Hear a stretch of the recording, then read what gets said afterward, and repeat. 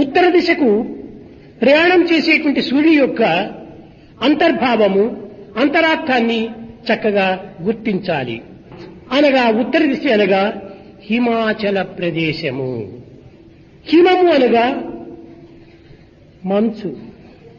ఇది పరిశుద్ధమైనటువంటిది, ఇది నిర్మలమైనటువంటిది, ఇది చల్లదనంతో కూడటం చేత దీనికి ప్రశాంతి అని కూడా పేరు.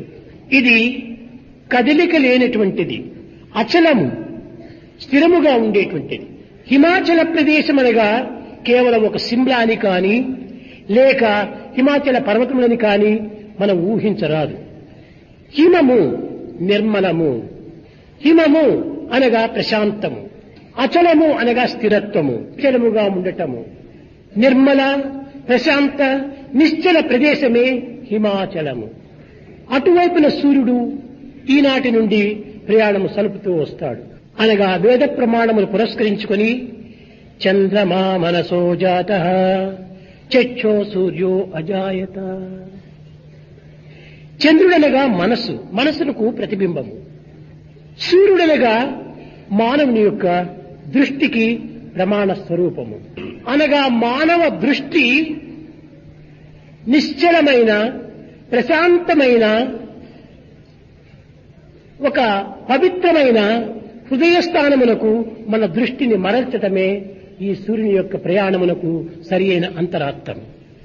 నాటి నుండి ప్రతి మానవుడు కూడాను బహిర్దృష్టిని మరల్చి అంతర్దృష్టిని అభివృద్ధిపరచుకోవటానికి తగినటువంటి సూచనలను సూర్యుడు ప్రబోధిస్తూ వచ్చాడు. కేవలం మన దృష్టి బాహ్య ప్రపంచమును చూచుటకు మాత్రమే కాదు, లౌకికమైనటువంటి వస్తువాహనాలను చూచుటకు మాత్రమే కాదు, అనిత్యము, అశాశ్వతము, అసత్యమైనటువంటి యొక్క జగత్తును చూచుటకు మాత్రమే కాదు, నిశ్చల, ప్రశాంత, నిర్మలమైనటువంటి యొక్క హృదయ స్థాయి ఎందున్నటువంటి యొక్క దివ్య చైతన్యాన్ని చూచుటకే ఈ దృష్టిని ప్రసాదించినది. దృష్టిని మనం అభివృద్ధి పరచుకోవటమే ఉత్తరాయణ కాలము అన్నారు. ఈ ఉత్తర ప్రయాణము సలిపినటువంటి వాడు ఉత్తమమైన సర్వోత్తమమైనటువంటి సర్వీసుని చేరడానికి చక్కని రాజమార్గము అని. కనుక సూర్యుడు ఉత్తర దిశకు ప్రయాణం చేస్తున్నాడంటే దానితో మాత్రమే మనము ఒక సంక్రమణ ముగించుకోవటం కాదు. మన యొక్క దృష్టిని అంతర్ముఖము గావించుకొని పవిత్రమైన, నిశ్చలమైన, ప్రశాంతమైన హృదయ స్థానంలో మన దృష్టిని ఇమిడ్చాలి, ప్రవేశపెట్టాలి. ఈ ఉత్తరాయణ కాలం నందే పవిత్రమైన, దివ్యమైన, నవ్యమైన భావాలను అభివృద్ధి పరుచుకొని మంగళ కార్యములు ఆచరిస్తూ వస్తారు.